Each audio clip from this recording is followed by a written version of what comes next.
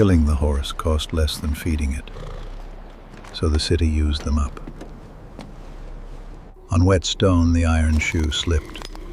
The horse fell and never rose. New York hauled off 41 bodies daily. In the autumn of 1872, near Toronto, a few farm horses began coughing.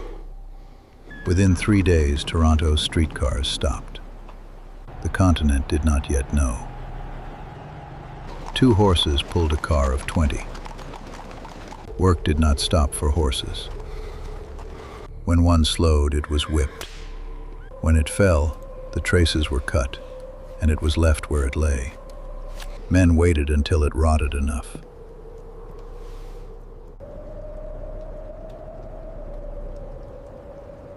Feeding and stabling a horse on city land cost more than the horse earned. It was cheaper to buy a fresh one and work it to death. A small string used hard cost less than a large one used kindly. So the horses came in young and left as carcasses. The average streetcar horse lasted about 2 years before it was gone. A horse was a way of turning oats into money. When the money slowed, the whip made up the difference. In 1866, one man decided the beating was a crime. Henry Berg stepped in front of the cars and unhitched the horses himself. He dragged the drivers to court. Some of them hit him. The law he wrote made it a crime to overdrive a living creature. Companies paid the fines and went out and bought more horses.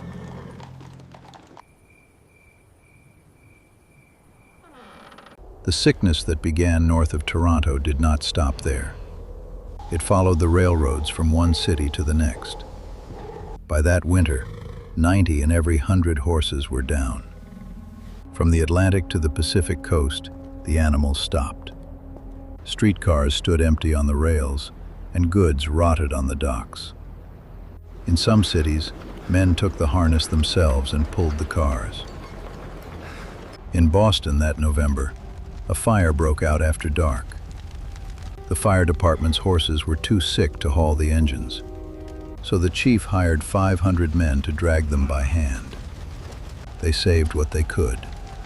It burned for 15 hours. The plague passed, and the survivors went back to work. It had seen what it rode on, and it changed nothing.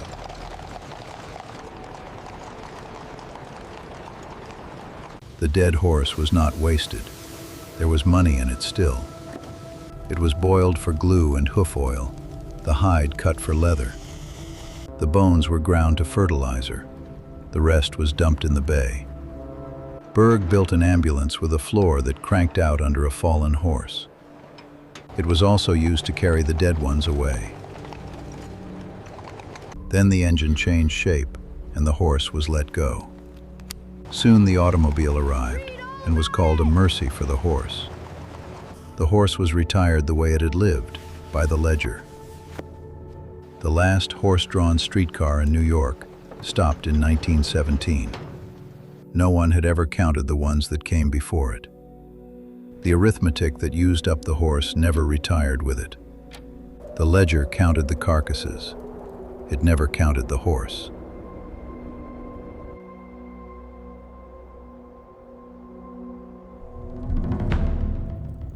The Podcat. Subscribe.